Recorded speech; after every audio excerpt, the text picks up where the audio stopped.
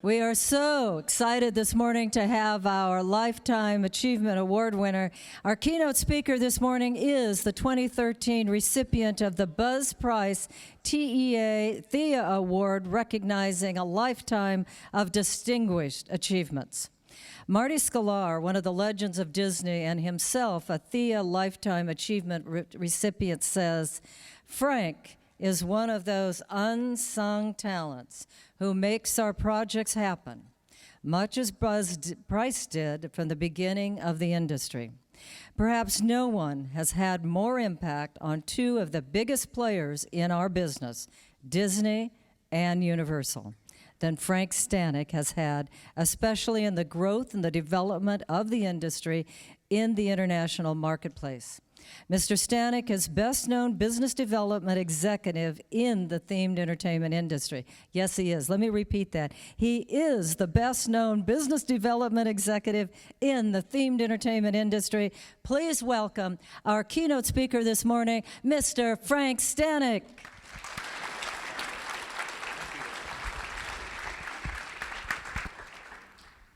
Good morning. I'm going to tell a little story about keynote speeches. I gave a keynote speech about probably 10 years ago in Barcelona to an association of real estate developers in Europe. And as part of my speech, I mentioned to them that they should be ready to take on the flood of Chinese tourists that are going to be coming to Europe in short order. And I made a great point about this to this group because I knew the infrastructure was not there, and people needed both not only infrastructure in terms of hotels and accommodations and entertainment and food, but they also needed the cultural, language, and tour guide skills. About 5 years later, at the same speech, I was not there, but a colleague of mine was there. And he said he's listening to all these people get on stage and saying, "We've got all these Chinese coming and they're running around. What are we supposed to do with them? We don't have anything ready." So my colleague friend raises his hand and says, "Don't you remember what Frank Stanek told you 5 years ago?" You know, that's what he said, the Chinese were coming. So today, I'm warning you, particularly you students. I don't want to hear you 5 years from now saying, "What did Frank talk about? Did we remember that or not remember it?" So that's my intro to keynote speeches. Pay attention. Okay. I'm honored to have the opportunity to deliver to you the keynote address of the Themed Entertainment Association Summit this morning. In deliberating what I thought I should say today, I considered a number of subjects, from the current state of the industry to trends in creative technology, da-da-da-da-da-da. I discarded them all, as this room is full of people who are a lot smarter than I am in today's industry and what's happening. So I decided to settle on a theme that was a consistent source of motivation and direction during my, over 50 years in this industry. So my theme is basically 4 words. Whatever success I was able to achieve over my career, and for what TIA has so graciously chosen to bestow upon me, the Buzz Price Lifetime Achievement Award, I attribute my accomplishments to these 4 words. 1, the 4 words are curiosity, confidence, courage, and constancy. Now, many people may know about these words, especially if you've been at the Disney organization.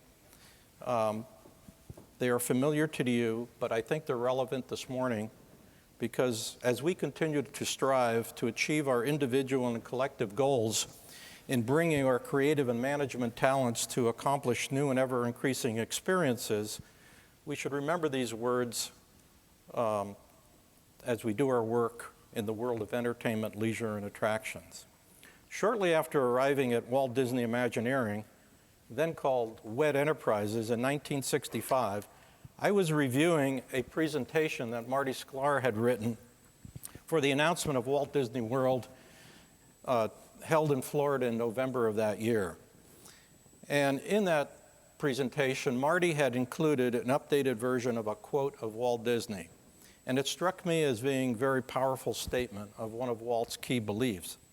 It also represented a challenge to all of us at the time for the undertaking we were about to begin, that of creating Walt Disney World, one of the boldest moves made by the company at that time and in its history. The quote is as follows: "Somehow I cannot believe there are many heights that can't be scaled by a man who knows the secret of making dreams come true. This special secret can be summarized in 4 C's. They are curiosity, confidence, courage, and constancy. The greatest of these is confidence. When you believe in a thing, believe in it all the way. Have confidence in your ability to do it right, and work hard to do the best possible job." From the day I first read that quote, it became a mantra for my efforts and has guided me throughout the many projects that I have had the good fortune to participate in during my career. I posted a copy of this quote on my cubicle that day and have always had a framed version of it on my office wall. I believe it is worthwhile to review the meaning of the 4 C's, both individually and collectively. And I will add some lessons learned from my career upon which this quote had a profound effect. First word, curiosity, defined as having a wish to see or know, eager to learn, especially about what does not concern one. Of course, I expect not one of us in this room is not a curious person.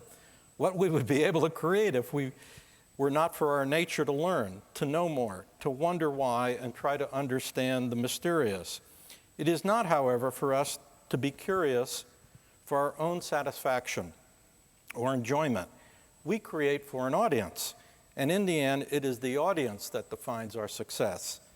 It is here in the latter part of the definition, especially about what does not concern one, that is what we must be eager to learn.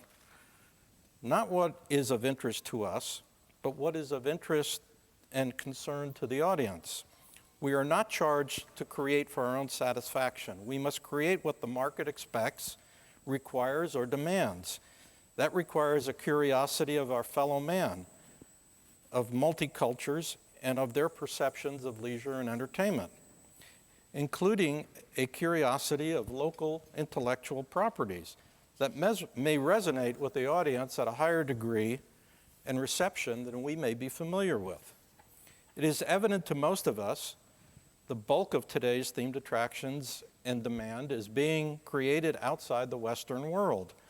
We must become more and more curious about the cultures, the habits, the history of people that we only knew from about the geography and anthropology books not that long ago. Those one-time far-off lands and peoples are no longer that far off anymore. Even if you are not working in China or India, the Chinese and Indians are coming here in greater numbers. Are we creating projects that appeal to them? Will they return? It is easy to lump 1/3 of the world's population under the banner of Asians. But don't fall for that trap. A Korean face is not a Japanese face. A Chinese negotiates different than a Malaysian, and so on. So you must be very curious about the subtle cultural differences in order to maximize your product, your program, or your marketing strategy. Having spent the last 35 years in forging growth in the international marketplace, I can assure you that curiosity is something that you cannot leave behind, and think that what works in East Cupcake, Ohio, will work in Nanjing, Kuala Lumpur, Seoul, or Kazakhstan. I am planning to visit Saudi Arabia for the first time, a place where women cannot drive, where outside the family unit, men and women are segregated, where men make up 90% of the retail sales force, and there exists but a handful of movie theaters in a country of 20 million people. So why am I going? Because I am curious. I'm curious how to create a project that can appeal to a market while being encumbered by what we would find to be difficult cultural impediments to its success. I know the solution. I know there is a solution. And although I know there is a solution, I also know it is not the Tunnel of Love dark ride. That's not one of them. Confidence, firm trust, reliance, faith, assurance from relying on oneself.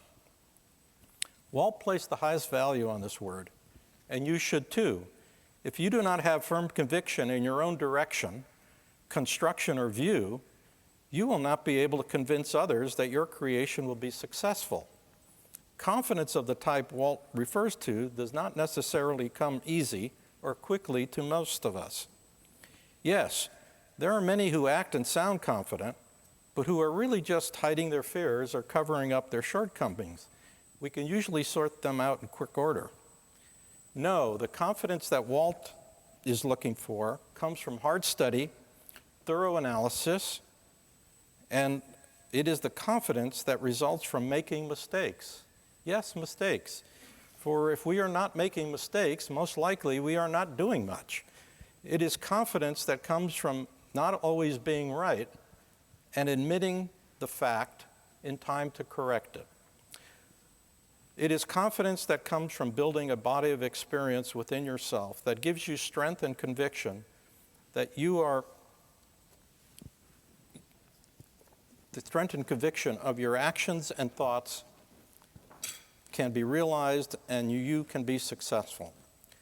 As the definition states, assurance in oneself, which is created by trial and error and the testing of one's abilities and traits. Confidence defined as such resulted in Disneyland and Walt Disney World. It also resulted in Tokyo Disneyland and Universal Osaka, the first theme park projects that Disney and Universal were able to successfully establish an international arena.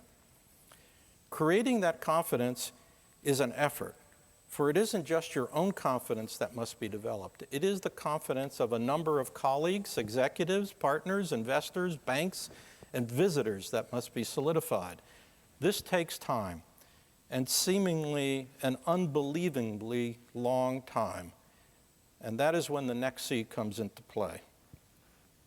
Courage, the heart as the seat of feeling, the quality of character which shows itself in facing danger undaunted or in acting despite fear. Courage conjoins with confidence. For without confidence, courage can be reckless or misguided and lead to destruction if one is confident, and lead to destruction. If one is confident based on sound study and judgment, the courage to move forward, to espouse a theory, to recommend an action becomes easier and provides reinforcement for one's actions. However, courage is often required to pose an unpopular opinion, to push back on a skeptical audience, or the most difficult, to stand on principle and act accordingly. Fear in the face of so-called danger, in the form of your superiors, your client, or your peers, requires courage to stand your ground. When you are confident and convinced that you are correct, this requires a sense of believing that the facts that support your proposal are sound and based upon solid study and analysis. Taking such a position requires skill to effect, but it is necessary to generate possibly the better result over a mediocre or poor one. One advantage of age is that you can more easily find courage, which is usually a result of your life experience. When meeting potential clients for the first time, I usually tell them, "My name is Frank, and I speak frankly." I have found such openness is the only way to communicate your views and opinions. It may also require, over the life of an assignment, to remind the client of my name more than once. Earlier, I mentioned that it takes courage to stand on principle. There have been times in my career when I have resigned from a job because of principle. Many cases where I did defend staff against challenges from others, and happily was rewarded by the staff's own ability to excel in themselves. Times when I refused to accept the directive that I knew was not in the best interest of the project or personnel. In such cases, I usually found an alternative solution that worked in the end to everyone's satisfaction. But in each case, courage was required. My career has allowed me to be called, as some might say, a jack of all trades, master of none, quotes. In my own mind, however, I have always been a manager and a problem solver. Whether managing data, projects, or personnel, there are issues that develop that require courage to solve. My goal was always to identify these issues before they became a problem. Having spent much time working in Asia, I have come to appreciate the culture, and as many of you have dabbled in the Chinese horoscope, which of course is based on 12-year cycle of animals. I happen to be a dragon under this system, and while dragons supposedly have many positive traits, they have negative ones as well. One trait attributed to dragons is their strong leadership qualities. Those of you who know me well may question that theory, but in any event, the dragon's strong leadership qualities are balanced by the negative fact that they often get out so far in front of the pack that when they turn around, no one is following. I can assure you from practical experience, this is one of the few dragon traits that can be verified. Fortunately, this situation is usually recoverable, but often not quickly and usually with some pain. So the moral to all of you, dragons or not, make sure your confidence and courage is not inflated to the point where no one is paying attention. Constancy, the state of being constant or in mind, steadfastness, firmness, and fortitude. This is my favorite word of the quote, and one which is often demanded of every one of us for those involved in the development, negotiation, and management of themed entertainment projects. The word sums up the necessity of having the fortitude and perseverance, the steadfastness and firmness required to bring a project to reality. It requires great effort, unwavering belief, skill and creative problem solving, and strength to last the full 15 rounds to create a quality product. The first report written regarding Japan as a candidate for Disney's international expansion was delivered in 1972. The first discussions with the Japanese in 1974. A development agreement was reached in 1979. The park opened in 1983. Total of 10 years transpired from the first spark to a fire. The project moved in fits and starts, sometimes seemingly at loggerheads between parties for months. Personalities and strategic views come into play. Even experiences of past wars and kamikaze attacks played a part. Sometimes one did not know the project would ever be realized. Brinkmanship was often the order of the day, and averting disaster was the challenge. Steadfastness and fortitude made it happen in the end, but that is not unusual. Universal Osaka took 8 years of negotiations and development after 3 years of dealing with the wrong partner and the wrong site. And it will be 25 years from Disney's first approach to China before the opening of Shanghai Disneyland. Anything worth doing is not easy. The prescription to work your way through these many obstacles, to fight off depression, to fight off lack of confidence, or weakness and courage, is the word constancy. Repeat it twice a day, and you will persevere. So in summing up this talk, I encourage you to follow the 4 C's, to refocus on them when the going gets tough. I encourage you to believe in what you are doing. Believe in it all the way. Have the confidence in your ability to do it right and work hard to do the best possible job. The opportunities in our industry are growing and expanding. The challenges are difficult, but the experience and the talent reside in this room and among all the TIA members to continue to bring compelling entertainment places and experiences to the world. Thank you very much.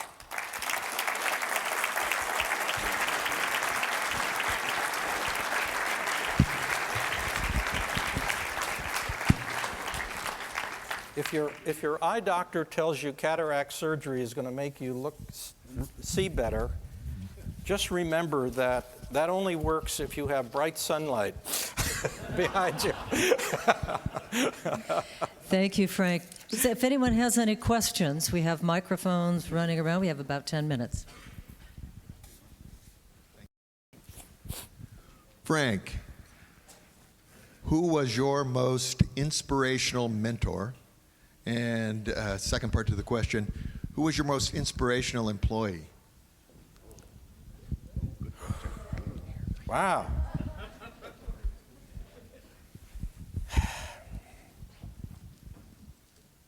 I guess in reality, I knew Walt for a few years before he passed away. And I had been exposed to him for a few times, and I had great experiences, one great experience of understanding how he creatively thought. And I think that inspiration and the fact that he had a group of people at WED when I arrived there that had worked with him for a long time who were willing to do anything that was challenged to them by Walt. I think that's really the inspiration that has driven me, that nothing is impossible. We even used to say at WDI, it just costs more. But when I was growing up in that organization and we were building Walt Disney World and all these other projects, we looked at so many opportunities. We looked at the curiosity of trying to figure out how to make things work, many of which were being done for the first time. So I never heard the word, that can't be done, or that is impossible. Never heard that in 20 years at WDI. It was always, let's figure out how to get it done, and that's what drove me. And a lot of that was driven by Walt's direction to the people that worked under him, and they all want to achieve what Walt wanted to get done. So that's it. Most inspirational employee? I don't have any particular one in mind. I do have a management philosophy. I used to tell people, I'm a suit. I'm not a creative guy. I don't consider myself to be creative. I'm a suit, like Buzz actually was a suit. But I was in an organization working with creative people. And I always had a philosophy of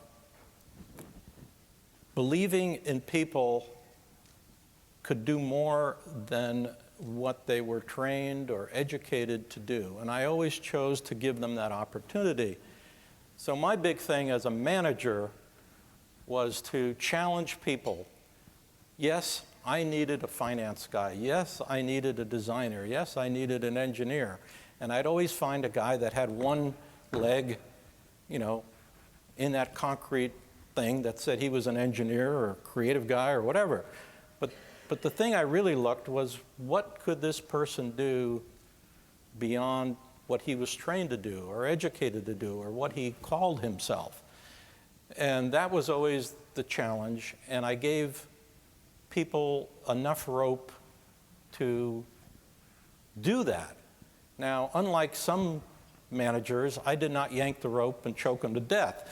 I yanked the rope to save them from falling off the cliff, usually. But I think part of management's job is to challenge every employee to get them to do more. And today, that has been rewarded because in the industry today are many people, probably more than two handfuls, of people that have had great careers and are leading design organizations and are executives in Universal and at Disney today. So that's my philosophy, and there's not just one inspirational person, it is a lot of inspirational people that help support my projects and my efforts, because I wouldn't be here today if it wasn't for them. Let's thank Frank one more time. We're going to take a quick 10-minute break. Thank you, Mr. Stanek. Okay.